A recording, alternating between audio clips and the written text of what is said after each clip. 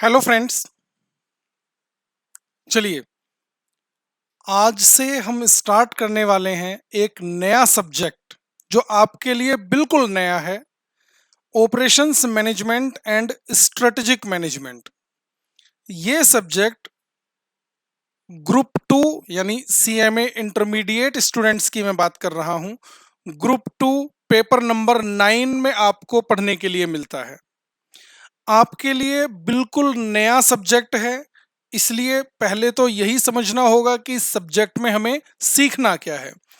जो सिलेबस आपने हमारा ये ओएमएसएम का परचेज किया है, इस सिलेबस को कंप्लीट करने के लिए कौन सा चैप्टर पहले करना है, कौन सा चैप्टर बाद में करना है, यानी सीक्वेंस क्या फॉलो करना है, जिससे कि आपको इस पूरे सिलेबस की 100% नॉलेज इजीएस्ट फॉर्मेट में मिल सके। इंस्टीट्यूट के अगर स्टडी मटेरियल की बात करें तो इंस्टीट्यूट का स्टडी मटेरियल जो आपको सिलेबस का कंटेंट बताता है वो बताता है स्टडी नोट वाइज। अच्छा, स्टडी नोट में कोई कॉन्सेप्ट किसी स्टडी नोट में मिलेगा, कोई कॉन्सेप्ट किसी स्टडी नोट में मिलेगा। क्वेश्चंस की बात करें तो क्वेश्चंस भी अनअरेंज्ड फॉर्मेट में, कोई भी क्वेश्चन किसी भी स्टडी नोट में उठाकर डाल रखा है इंस्टीट्यूट ने, तो उसे हमने यहाँ पर प्रॉपर अरेंज किया है। उस सिलेबस को अपने टॉपिक समझने के लिए जो होने चाहिए उन टॉपिक वाइज उसे डिवाइड किया है, जो कि अब हम यहाँ पर वो सिलेबस नोट करने वाले हैं। चलो इस पेपर की बात करते हैं। तो सबसे पहले तो यानी ये पेपर नंबर क्या है? Paper number 9। पेपर नंबर 9 जिसे हम कह रहे हैं शॉर्ट में OMSM।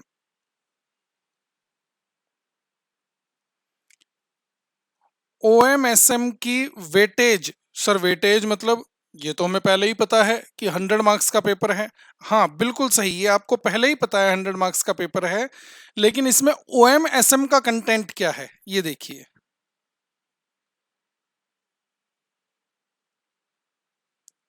Operations management and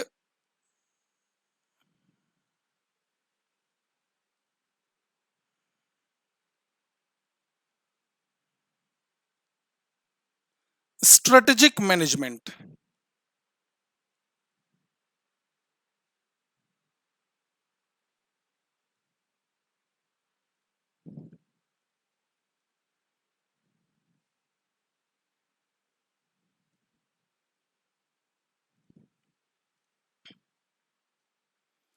operations management 60 marks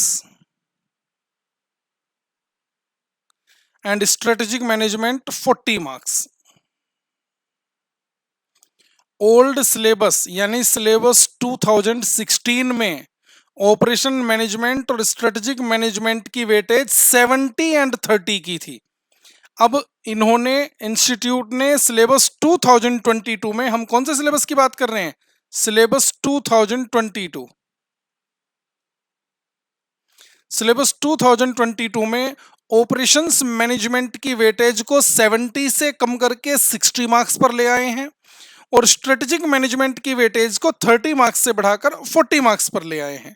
इस कंटेंट में हमें पढ़ना क्या है? ये है practical plus theory. Practical portion भी है इसमें, प्रैक्टिकल क्वेश्चंस भी हैं और थ्योरी भी है। ये प्योरली थ्योरेटिकल कॉन्सेप्ट है। फिर भी हम इस थ्योरी को कॉन्सेप्ट वाइज समझते हुए अपने सिलेबस में डिस्कस करेंगे। ऑपरेशंस मैनेजमेंट आपको जो सीक्वेंस फॉलो करना है, पहले आप हमारी क्लास में कंप्लीट करेंगे ऑपरेशंस मैनेजमेंट। जब ये 60 मार्क्स का सिलेबस कंप्लीट हो जाएगा फिर इसके बाद हम बात करेंगे स्ट्रेटेजिक मैनेजमेंट की। इतनी बात ध्यान रहेगी। सिलेबस में कंटेंट क्या है पहले मैं वो डिस्कस करता हूं, जरा ध्यान देना। कंटेंट क्या है हमारा, पहले बात कर लेते हैं ऑपरेशंस मैनेजमेंट की। ऑपरेशंस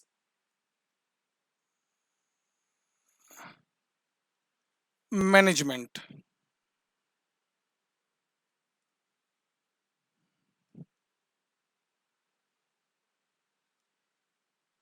ध्यान से सुनते रहना। जो इंस्टीट्यूट का स्टडी मेट है उसमें ये सिलेबस किस तरह से दे रखा है, मैं पहले उसकी बात कर रहा हूं। सबसे पहले ऑपरेशंस मैनेजमेंट,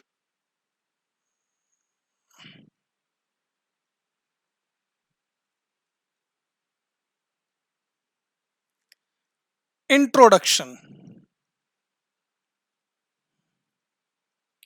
इसकी वेटेज है आपके सिलेबस में 5 मार्क्स की। सेकंड नंबर पे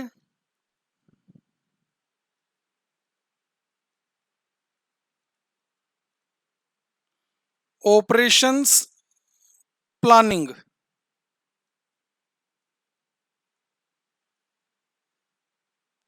5 मार्क्स की वेटेज है। Next, designing of operational system and control, 5 marks. Next,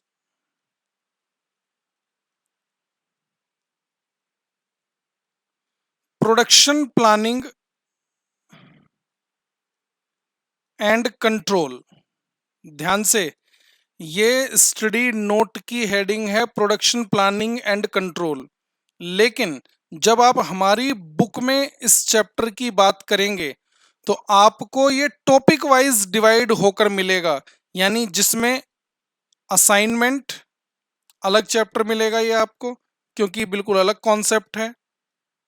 transportation,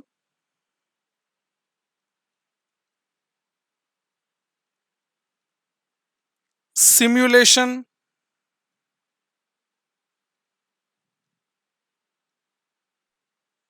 linear programming problem,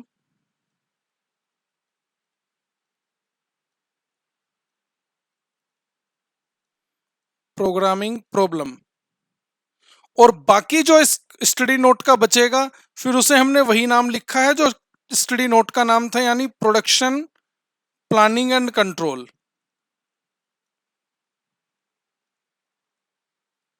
ये ध्यान रखिएगा, यानी आपको इस स्टडी नोट का कंटेंट, ये जो स्टडी नोट हमने यहां पर लिखा है, हमारी बुक में 5 चैप्टर में डिवाइड होकर मिलेगा इस तरह से।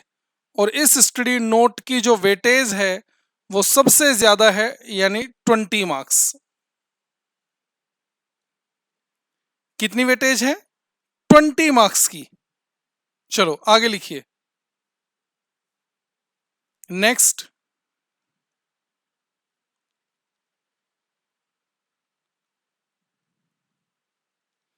Productivity management, productivity management and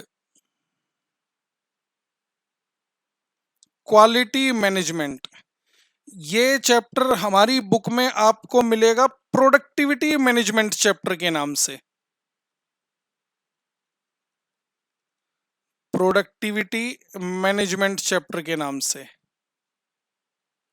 weightage इसकी 5 marks. Next, project management.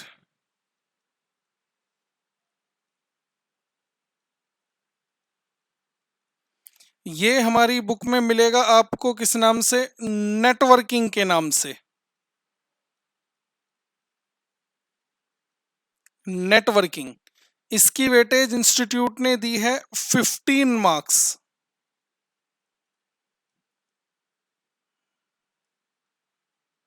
Next,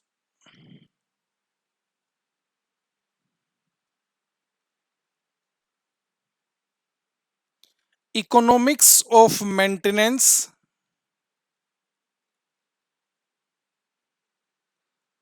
and spare management. 5 marks. एक बार करना जरा, टोटल कितना हो गया ये, देखो जरा। 5 + 5 + 5 + 20 + 5 + 5 हो गया 60 मार्क्स। ये वेटेज इंस्टीट्यूट ने हमारे इस सिलेबस की दे रखी है। और क्या बचा, ये तो 60 मार्क्स का सिलेबस है। सेकंड पार्ट क्या था हमारा, स्ट्रेटेजिक मैनेजमेंट, इसे भी लिख लेते हैं, स्ट्रेटेजिक मैनेजमेंट।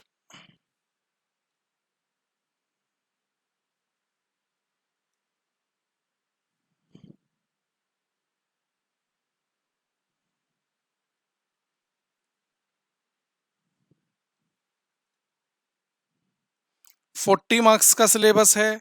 इसमें क्या है, ये देखिए,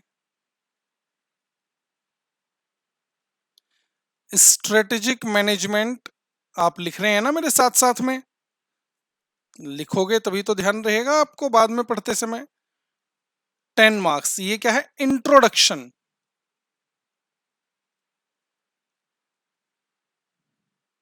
next, strategic analysis and strategic planning.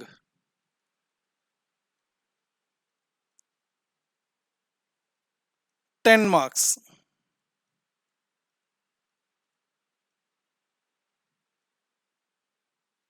Formulation and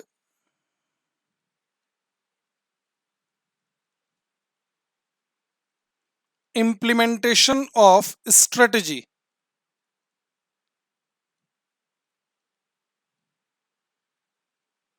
10 marks. And last,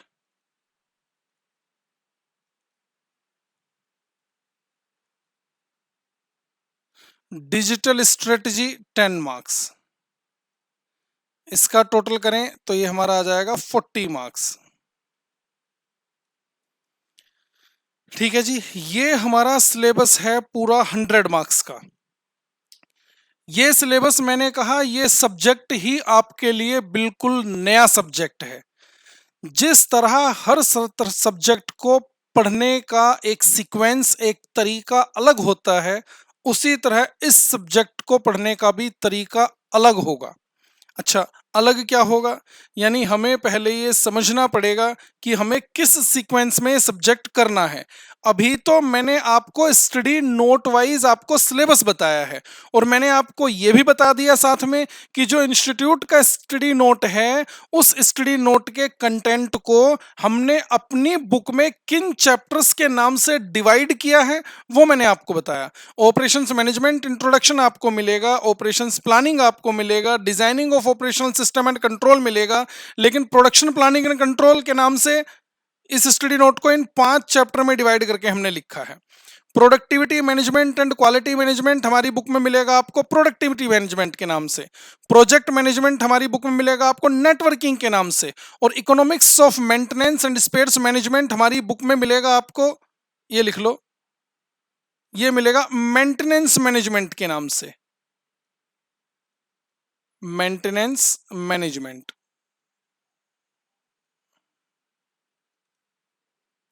ठीक है जी, अब आपने ये सब्जेक्ट किस सीक्वेंस में स्टार्ट करना है और कौन सा सीक्वेंस फॉलो करना है वो देखते हैं। देखिए, सबसे पहले मैं लिखता हूं sequence to be followed, sequence to B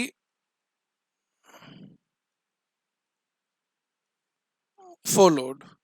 अब प्रॉब्लम है ना वीडियो लेक्चर्स के साथ, आपने हमारा ये लेक्चर ले लिया तो आपको तो पूरा 100 मार्क्स का सिलेबस एक ही साथ मिल गया, लेकिन आप 100 मार्क्स का एक साथ कैसे करेंगे, आपको तो एक एक चैप्टर करके स्टार्ट करना पड़ेगा ना। कैसे स्टार्ट करेंगे वो मैं लिख रहा हूं यहां पर। सबसे पहले आप पढ़ेंगे असाइनमेंट, सेकंड नंबर पर transportation,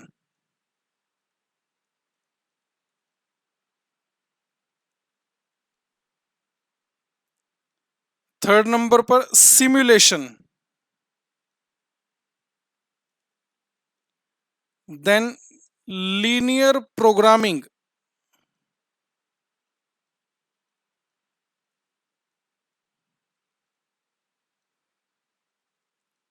production planning and control, production planning and control. Next, networking,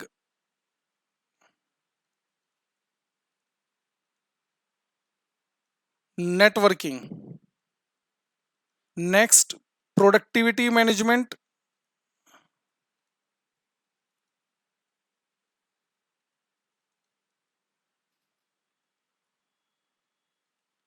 maintenance management,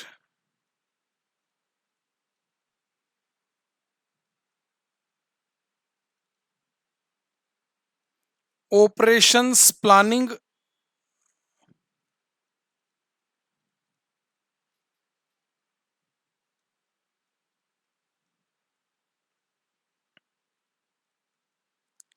designing of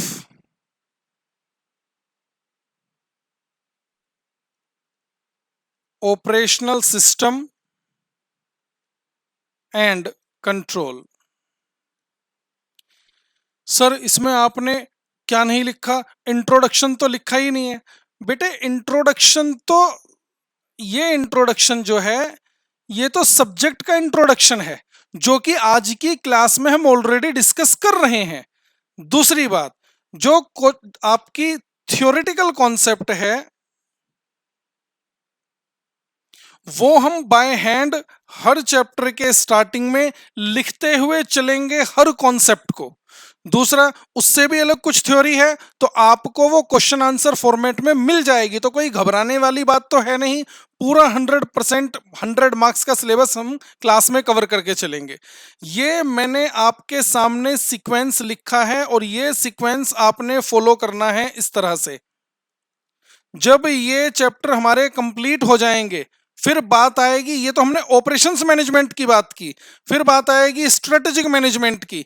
strategic management का तो वही सीक्वेंस फॉलो करना है जो स्टडी नोट वाइज मैंने आपको ऊपर लिखवा दिया है, क्योंकि जब तक स्ट्रेटेजिक मैनेजमेंट का इंट्रोडक्शन नहीं होगा, एनालिसिस एंड स्ट्रेटेजिक प्लानिंग नहीं होगी, तब तक फॉर्मुलेशन या और डिजिटल स्ट्रेटेजी की बात हम कर ही नहीं पाएंगे। तो इनके लिए तो यही फॉलो करना है हमें सीक्वेंस, लेकिन ऑपरेशंस मैनेजमेंट के लिए हमें ये सीक्वेंस फॉलो करके चलना है। ठीक है, मैंने आपसे स्टार्टिंग में ही कहा आपके लिए बिल्कुल नया सब्जेक्ट है, तो इसलिए इस सब्जेक्ट को पढ़ने के लिए जो सीक्वेंस आपको मैं बता रहा हूं वो फॉलो करके चलना। देखो, जो चीज इजी है उसे इजी रहने देते हैं, क्यों पहले उसे टफ बनाएं? हम तो टफ को भी इजी बनाने की कोशिश में है कि हाँ आपको कुछ नया ना लगे या आप बड़े आसानी से इस सब्जेक्ट को कवर कर सकें। दूसरी बात, देखिए जितने भी चैप्टर हैं इन्हें आप चैप्टर की तरह मत समझिए। ये क्या है फिर? ये है different types of business problems. Business की वो प्रॉब्लम्स जो अलग अलग एंटिटी को फेस करनी पड़ती हैं, उन प्रॉब्लम्स से, उन प्रॉब्लम्स का ऑप्टिमम सॉल्यूशन कैसे निकाला जाए वो हमें यहां पर सीखना है ऑपरेशंस मैनेजमेंट चैप्टर सिलेबस के नाम से। यानी आप ये कहें कि ये जो भी मैंने यहां पर सिलेबस लिखा है, ये हर चैप्टर हर टॉपिक एक अलग टाइप की बिजनेस प्रॉब्लम को रिप्रेजेंट करता है। जैसे आप देखें, सबसे पहले क्या लिखा है हमने? असाइनमेंट। असाइनमेंट से मतलब क्या है? एक मैनेजमेंट के पास, एक कंपनी के पास, सोचो जरा, एक कंपनी के पास 4 जॉब हैं। 4 क्या है? जॉब, जो उनके पास आई हैं, जो ऑर्डर उनके पास आए हैं, जो उन्हें कंप्लीट करके देने हैं अपने क्लाइंट को। अच्छा, ये 4 जॉब कंप्लीट कराने के लिए इस कंपनी के मैनेजमेंट के पास 4 ही वर्कर हैं। अब ये 4 जॉब हैं, ये 4 वर्कर हैं, हर एक जॉब हर एक वर्कर को असाइन करनी है, हर एक वर्कर से कंप्लीट करानी है, परफॉर्म करानी है। तो कौन सी जॉब किस वर्कर को असाइन की जाए जिससे कि कंपनी की लेबर कॉस्ट मिनिमाइज हो सके? मेरी बात समझ आ रही है? कंपनी क्या चाहेगी? उसकी कॉस्ट बढ़ जाए या कम हो जाए? कॉस्ट कम हो जानी चाहिए। तो यहां पर असाइनमेंट की प्रॉब्लम है, उस जॉब को असाइन करने की प्रॉब्लम है। जैसे हम बात करें, दिल्ली गवर्नमेंट है, दिल्ली गवर्नमेंट को अपनी 4 रोड पर रिपेयर का काम कराना है, उसके सामने 4 अलग अलग कॉन्ट्रैक्टर हैं, तो वो दिल्ली गवर्नमेंट किस रोड का रिपेयर वर्क किस कॉन्ट्रैक्टर को असाइन करे जिससे कि गवर्नमेंट की ये काम कराने की टोटल कॉस्ट मिनिमाइज हो सके। तो असाइनमेंट की जहां पर भी प्रॉब्लम आएगी, वो प्रॉब्लम कैसे सॉल्व की जाती है, असाइनमेंट चैप्टर में सीखेंगे। बात समझ आती है? नेक्स्ट कॉन्सेप्ट क्या है? ट्रांसपोर्टेशन। ट्रांसपोर्टेशन से मतलब क्या है, सोचो जरा। एक कंपनी अलग अलग डिफरेंट डिफरेंट स्टेट में 3 फैक्ट्री लगाकर बैठी है, तीनों फैक्ट्री में same type of product produce किया जा रहा है, ठीक है। इन प्रोडक्ट को बनाकर कंपनी बेचती है अलग अलग स्टेट में, उसने 5 शोरूम खोले हुए हैं। अच्छा, बनता है फैक्ट्री में, बिकेगा शोरूम में, तो फैक्ट्री से पहले शोरूम को ट्रांसपोर्ट भी तो करना पड़ेगा। जब तक फैक्ट्री से बनकर शोरूम में जाएगा नहीं, बिकेगा कैसे? तो अब यहां पर सवाल यह है कि किस फैक्ट्री में कितनी प्रोडक्शन करके किस शोरूम को ट्रांसपोर्ट की जाए जिससे कि ये ट्रांसपोर्टेशन कॉस्ट मिनिमाइज हो सके, ट्रांसपोर्टेशन कॉस्ट मिनिमाइज हो सके। इसलिए इस कॉन्सेप्ट को नाम ही ट्रांसपोर्टेशन दे दिया गया। कैसे किया जाता है ट्रांसपोर्टेशन, यहां पर सीखेंगे कॉस्ट को मिनिमाइज करने के लिए। नेक्स्ट कॉन्सेप्ट देखें, सिमुलेशन। आपको दिखाई दे रहा है अलग तरह की प्रॉब्लम है, हर चैप्टर अलग तरह की प्रॉब्लम को डिस्कस करता है। सिमुलेशन से मतलब क्या है? पास्ट डेटा के रिकॉर्ड के बेसिस पर फ्यूचर को सिमुलेट करना, फ्यूचर की एक्सपेक्टेशन बताना, यानी हम कैसे पास्ट डेटा से फ्यूचर को एस्टिमेट कर सकते हैं, सिमुलेट कर सकते हैं, वो हम सीखेंगे सिमुलेशन चैप्टर के अंदर। Linear programming. Linear programming sir ये क्या है? आपने इकोनॉमिक्स में 11th क्लास से पढ़ा होगा कि हर एंटिटी के पास रिसोर्सेज लिमिटेड होते हैं और उनका यूटिलाइजेशन बहुत जगह किया जा सकता है। मैं क्या कह रहा हूं, मान लीजिए कंपनी के पास एक तरह का मटेरियल है और वही मटेरियल कंपनी के 5 तरह के प्रोडक्ट बना सकता है, पांचों तरह के प्रोडक्ट में वही सेम मटेरियल यूज होता है और मटेरियल है लिमिटेड। तो अब इस मटेरियल से कौन सा प्रोडक्ट बनाया जाए और कौन सा नहीं, जिस प्रोडक्ट को बनाया जाए, कितनी यूनिट्स बनाई जाएं और कितनी नहीं बनाई जाएं, जो कंपनी के लिए सबसे ऑप्टिमल प्रॉफिट अर्न करके दे, कंपनी के प्रॉफिट को मैक्सिमाइज करके दे, तो वो हम सीखेंगे यहां पर लीनियर प्रोग्रामिंग में कुछ इक्वेशंस बनाते हुए। ठीक है, आगे क्या है? Production planning and control. ये प्रोडक्शन प्लानिंग एंड कंट्रोल मैंने आपको बताया था कि इंस्टीट्यूट ने प्रोडक्शन प्लानिंग एंड कंट्रोल के नाम से एक स्टडी नोट दे रखा है, जिसमें से हमने ये ऊपर 4 कॉन्सेप्ट अलग निकाल लिए और बाकी जो बैलेंस्ड बचा वो हमने यहां पर डाल दिया। यानी जो भी रिमेनिंग क्वेश्चंस होंगे इस कॉन्सेप्ट के, वो प्रोडक्शन प्लानिंग एंड कंट्रोल के अंदर हम कवर करेंगे। नेटवर्किंग, प्रोजेक्ट मैनेजमेंट, ये क्या है?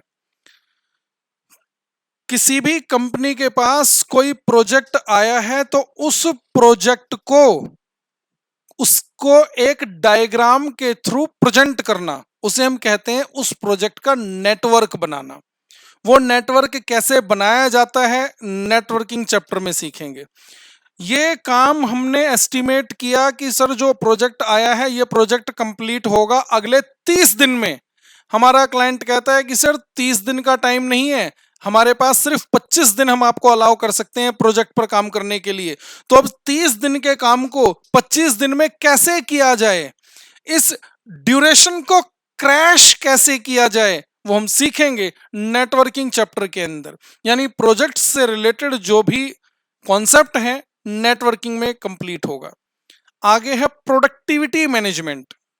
प्रोडक्टिविटी, एक फैक्ट्री में काम करने के लिए जो मटेरियल यूज किया जा रहा है वो है इनपुट, जो प्रोडक्शन बनकर निकल रही है वो है आउटपुट। अब उस मटेरियल की उस प्रोडक्शन में क्या प्रोडक्टिविटी है? लेबर जो फैक्ट्री के अंदर काम कर रहे हैं उसकी प्रोडक्टिविटी उस प्रोडक्शन में कितनी है, यानी प्रोडक्टिविटी कैसे कंप्यूट की जाती है वो हम सीखेंगे प्रोडक्टिविटी मैनेजमेंट के अंदर। मेंटेनेंस मैनेजमेंट, फैक्ट्री में मेंटेनेंस कराना। मान लीजिए फैक्ट्री में बहुत सारी मशीनें एक साथ काम करती हैं। अब आप सोचो जरा, अगर कोई एक मशीन खराब हो जाए, किसी चेन में प्रोडक्शन चलती है, उसमें उस चेन में से कोई एक मशीन खराब हो जाए तो बाकी मशीन हो सकता है वैसे ही बंद पड़ जाए, क्योंकि उस चेन में काम करती हैं। एक मशीन खराब हो जाएगी तो प्रोडक्शन प्रोसेस वैसे ही रुक जाएगा। तो अब उस खराब मशीन का मेंटेनेंस कराना है, तो क्या मशीन को खराब होने के बाद उसका मेंटेनेंस कराना चाहिए या खराब होने से पहले ही उसको मेंटेन करते हुए चलना चाहिए? सर, खराब होने से पहले कैसे मशीन ठीक करा सकते हैं? आप बताओ। आप बाइक चलाते हैं, स्कूटर चलाते हैं या फोर व्हीलर चलाते हैं, कार चलाते हैं, क्या ऐसा है कि आप उस बाइक की सर्विस खराब होने के बाद ही शॉप पर लेकर जाकर मैकेनिक से ठीक कराते हो? नहीं ना। हर 2 महीने या हर 1000-2000 किलोमीटर चल जाने के बाद आप ले जाते हो ना उसे मैकेनिक के पास कि भाई साहब इसकी सर्विस कर दो। वो सर्विस क्यों करा रहे हो आप? खराब तो नहीं हुई है वो सर्विस आप कराते ही इसलिए हो कि वो आपकी लॉन्ग टर्म तक चलती रहे और खराब ना हो, यानी खराब होने से रोकने के लिए ही आप उसको पहले से सर्विस कराकर चल रहे हो। जब खराब होने से पहले ही सर्विस कराई जाती है तो इसे हम नाम देते हैं प्रिवेंटिव मेंटेनेंस। और प्रिवेंटिव नाम से ही समझो, खराब होने से प्रिवेंट करने के लिए नाम दिया गया प्रिवेंटिव मेंटेनेंस। अगर बंद पड़ गई, खराब हो गई, तो उसे नाम दिया जाता है अब ठीक कराने को ब्रेकडाउन मेंटेनेंस। सर, खराब होने के बाद ठीक करा रहे हैं तो ये क्या है? ये ब्रेकडाउन मेंटेनेंस हुआ। ये बात ध्यान रहेगी, प्रिवेंटिव मेंटेनेंस कराएं या ब्रेकडाउन मेंटेनेंस कराएं, वो डिसीजन कैसे लिया जाएगा मेंटेनेंस मैनेजमेंट चैप्टर के अंदर हम सीखेंगे। और आप खुद समझदार हैं, सोच सकते हैं, सर अगर खराब हो जाएगी तो प्रोडक्शन ही बंद हो जाएगी, जबकि प्रिवेंटिव मेंटेनेंस, अगर प्रिवेंटिव मेंटेनेंस कंपनी कराएगी तो क्या वर्किंग डे वाले दिन कराएगी या छुट्टी वाले दिन कराएगी? जिस दिन वर्कर नहीं आएंगे, छुट्टी होगी फैक्ट्री की, प्रिवेंटिव मेंटेनेंस तो तभी करा लेंगे। आप भी अपनी बाइक की सर्विस, कार की सर्विस कब कराते हो? जिस दिन आपकी छुट्टी होती है, यानी संडे वाले दिन। चलो आगे देखो, ऑपरेशंस प्लानिंग। इसमें तो हमें बहुत सारे तरह के कॉन्सेप्ट डिस्कस करने हैं। इसको तो मैं आपको शॉर्ट में बता ही नहीं सकता कि कितने सारे कॉन्सेप्ट हम यहाँ पर डिस्कस करेंगे। डिमांड फोरकास्टिंग, फैसिलिटी लेआउट, बहुत सारी चीजें हम यहाँ पर डिस्कस करनी है। Designing of operational system and control, ये क्या है? यहाँ पर हम बात करेंगे प्रोडक्ट डिजाइन की, यहां पर हम बात करेंगे डिजाइन थिंकिंग की, यहां पर हम बात करेंगे प्रोडक्ट लाइफ साइकिल की। जब चैप्टर स्टार्ट करेंगे तब आपको ये सारी चीजें डिटेल में समझ आएंगी। मैंने अभी कुछ भी नहीं किया, मैंने आपको सिर्फ ऑपरेशंस मैनेजमेंट सिलेबस के अंदर जो टॉपिक्स हैं वो किस सीक्वेंस में पढ़ने हैं वो डिस्कस किया, किस चैप्टर के अंदर हमें क्या सीखने को मिलेगा वो डिस्कस किया। इसके बाद हम आएंगे स्ट्रेटेजिक मैनेजमेंट पर, उसका सीक्वेंस क्या रखना है वो मैं आपको पहले ही बता चुका हूं। वो यही सीक्वेंस फॉलो करना है जिस सीक्वेंस में मैंने यहां पर सिलेबस आपको नोट डाउन करा दिया है। अच्छा, देखिए इस सिलेबस की एक खास बात है। वो खास बात क्या है? जैसे मैंने आपसे असाइनमेंट टॉपिक के अंदर कहा कि हम यहां पर सीखेंगे कि कौन सी जॉब किस वर्कर को असाइन करें, तो अब कैसे वो असाइनमेंट प्रोसीजर अप्लाई किया जाता है मैं आपको लिखवाना स्टार्ट करूंगा। यानी कुछ स्टेप्स लिखवाऊंगा मैं आपको यहाँ पर कि पहले ये स्टेप लगाना, इसके बाद ये स्टेप लगाना, इसके बाद स्टेप नंबर 3 लगाना, इसके बाद स्टेप नंबर 4 लगाना, और आपका असाइनमेंट हो जाएगा। आप यानी फाइनल डिसीजन पर पहुंच जाएंगे कि हाँ सर, ये जॉब इस वर्कर को असाइन कर दो, ये जॉब इसको असाइन कर दो, ये जॉब इसको असाइन कर दो, और ये जॉब इसको असाइन कर दो। अब आपके माइंड में क्वेश्चन चलेगा। क्वेश्चन क्या चलेगा कि सर ये जो स्टेप 1, स्टेप 2, स्टेप 3, स्टेप 4 हैं, ये कहां से आए हैं? ये हमारा इंस्टीट्यूट बताता है। अच्छा, इंस्टीट्यूट बताता है मतलब सर ये स्टेप कैसे बनाए गए हैं?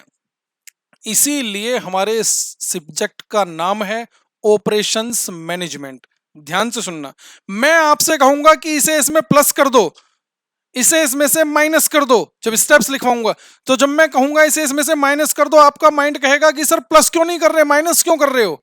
मल्टीप्लाई क्यों नहीं कर रहे, माइनस क्यों कर रहे हो, या कुछ और क्यों नहीं कर रहे? जो भी क्वेश्चन आपके माइंड में चल रहा है ना, वो क्वेश्चन ऑलरेडी ट्राई करके देखा जा चुका है।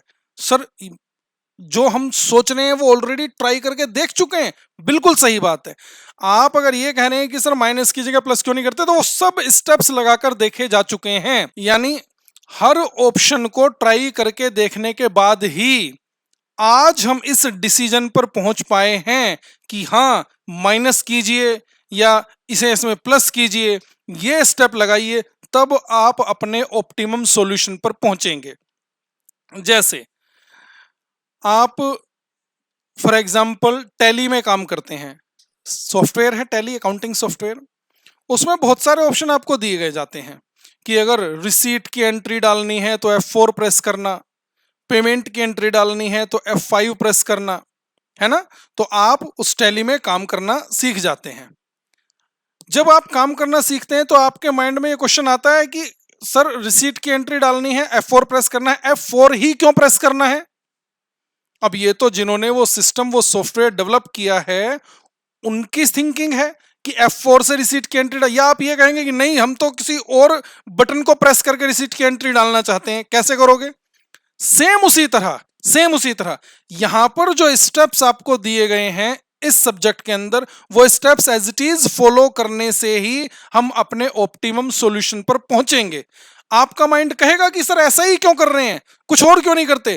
तो ये जब स्टेप बनाए गए थे तो जो आपके माइंड में चल रहा है वो कुछ और करके भी देखा जा चुका है।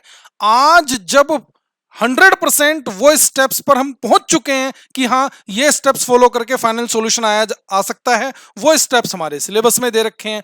उन स्टेप्स को कैसे अप्लाई किया जाता है वो हम इस हर चैप्टर में सीखते हुए जाएंगे। ध्यान रहेगी ये बात। तो चलो आज की क्लास में सिर्फ हम इस सब्जेक्ट का इंट्रोडक्शन करने के लिए ही मिले थे। अब हम नेक्स्ट क्लास से डिटेल में ये सिलेबस अपना स्टार्ट करेंगे, और मैंने आपसे बताया अब आप नेक्स्ट क्लास स्टार्ट करेंगे कहां से? असाइनमेंट से, असाइनमेंट लेक्चर 1। हाँ जी, यहां तक बात समझ आ गई आपको? देखिए एक मोस्ट इंपोर्टेंट चीज जो मैं आपसे डिस्कस कर रहा हूं, ध्यान से सुनना। मैंने आपको स्टडी नोट वाइज इंस्टीट्यूट ने हर स्टडी नोट की जो वेटेज दी है आपके साथ मैंने डिस्कस कर ली है, लेकिन आप इस वेटेज को इतनी इंपॉर्टेंस मत देना। सर ये क्या कह रहे हो आप, मतलब वेटेज को इंपॉर्टेंस नहीं देंगे तो स्मार्ट स्टडी कैसे करेंगे? देखिए मैं आपको बताता हूं। अगर इंस्टीट्यूट, देखिए इंस्टीट्यूट कैसे गेम खेलता है वो बताता हूं मैं आपको। मान लीजिए एक चैप्टर है, चैप्टर ये है चैप्टर 1 और इधर है चैप्टर 2। इंस्टीट्यूट ने वेटेज दे रखी है इसकी 10 मार्क्स की और इसकी 5 मार्क्स की। अब इंस्टीट्यूट चाहता है क्या कि इंस्टीट्यूट इसी चैप्टर से 10 मार्क्स का क्वेश्चन पूछे। जब वेटेज ही 5 मार्क्स की दे रखी है तो 10 मार्क्स का क्वेश्चन अब पूछेगा कैसे? तो इंस्टीट्यूट पता है क्या करेगा? क्वेश्चन इसी चैप्टर का 10 मार्क्स का पूछ लेगा और इसी क्वेश्चन में इस चैप्टर की एक रिक्वायरमेंट ऐड कर देगा। अब पता लगाते रहो कि चैप्टर, ये क्वेश्चन इस चैप्टर का है या इस चैप्टर का है। आप मेरी बात समझ रहे हैं मैं क्या कह रहा हूं? जिस चैप्टर की वेटेज 5 मार्क्स दे रखी है, अगर इंस्टीट्यूट उस चैप्टर से 10 मार्क्स का क्वेश्चन पूछना चाहे तो 10 मार्क्स का क्वेश्चन पूछेगा, उसमें एक रिक्वायरमेंट चैप्टर 1 की यहां पर ही डाल देगा। अब बताओ इस क्वेश्चन को आप इस चैप्टर का कहोगे या इस चैप्टर का? इसलिए मैं हमेशा अपने स्टूडेंट्स को यही कहता हूं, 100 मार्क्स का पेपर है ये गारंटी मानकर चलो। 100 मार्क्स का पेपर है, पेपर 100 मार्क्स का ही आएगा, लेकिन जो वेटेज इंस्टीट्यूट देकर चल रहा है उसे आप बिल्कुल सीरियसली मत ले लेना। आप क्लेम नहीं कर सकते हो इंस्टीट्यूट को कि आपने वेटेज तो इस चैप्टर की इतनी दी थी और आपने किसी और चैप्टर से क्वेश्चन पूछ लिए। इसीलिए जो चैप्टर इंपॉर्टेंट हैं और मुझे लगते हैं उन्हें मैं पहले ही आपको उस सीक्वेंस में अपना सिलेबस कराने की बात कर रहा हूं। वो जो मैंने सीक्वेंस टू बी फॉलोड बताया है, जो सीक्वेंस आपने फॉलो करने हैं, वो मैंने पहले ही इस तरह से डिसाइड किया है कि आपके मेन चैप्टर्स सही टाइम पर कवर हों, जिससे कि आपकी अंडरस्टैंडिंग बेस्ट बन सके उन पर। तो इसलिए आप अपने अकॉर्डिंग किसी चैप्टर को छोड़ने और किसी चैप्टर पर ज्यादा इंपॉर्टेंस देने की कोशिश मत कीजिएगा। 100 मार्क्स का हमारा पेपर है, हम पूरे 100 मार्क्स की तैयारी करके जाएंगे। क्यों हम कुछ छोड़ के जाएं? क्यों हम इंस्टीट्यूट को ये मौका दें ये कहने का कि हाँ, जो चैप्टर हमें आता था वो इंस्टीट्यूट ने पूछा नहीं, और जो चैप्टर इंस्टीट्यूट ने पूछा वो हमें आता नहीं। हम ऐसा मौका क्यों देना चाहते हैं खुद को? इस चीज का ध्यान रखना। 100 मार्क्स का सिलेबस है, पूरा 100 मार्क्स का करके चलेंगे, और जो सीक्वेंस मैंने आपको बताया है वो सीक्वेंस हम फॉलो करेंगे। ये बात ध्यान रहेगी। तो चलिए, आज की क्लास में मुझे सिर्फ अपने सिलेबस का ओवरव्यू देना था, जो कि मैंने आपको दे दिया है। वेटेज आपको बता दी है, सीक्वेंस आपको बता दिया है। उस सीक्वेंस को फॉलो करते हुए अब हम नेक्स्ट क्लास में मिलेंगे। तो आज रखते हैं यहीं तक, मिलते हैं फिर नेक्स्ट क्लास में। Thank you very much.